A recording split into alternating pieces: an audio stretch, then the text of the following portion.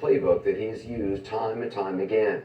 The former president trying to do damage control today after we played an audio tape last night that CNN exclusively obtained, in which he's boasting about the seemingly showing off a classified war plan he was not allowed to have to people not allowed to see it. The audio was recorded with his knowledge at his Bedminster Golf Club in July of 2021 and is expected to be evidence at his upcoming trial. I want to replay a portion of it for you now before showing you his remarks today about it, so there's no doubt whatsoever about what he's now trying to gaslight away.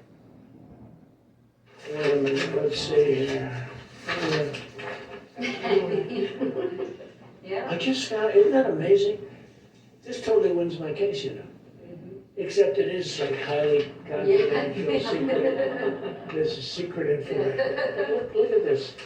This was done by the military, given to me. I think we can probably, right?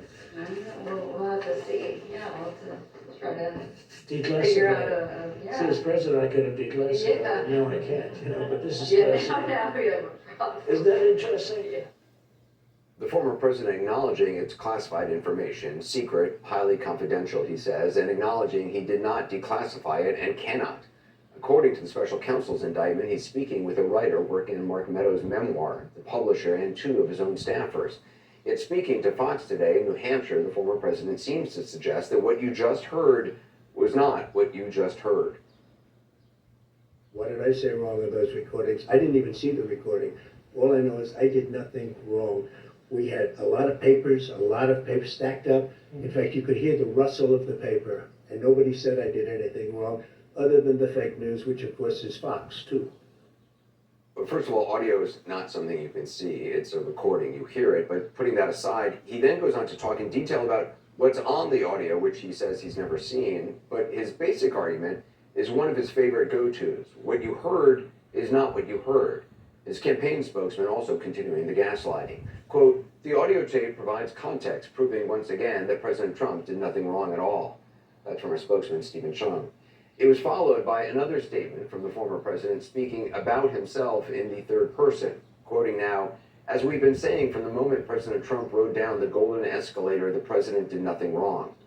So not only did the former president say he didn't do what he was caught on tape doing, according to him, he's never done one single thing wrong since the moment he declared his candidacy in 2015.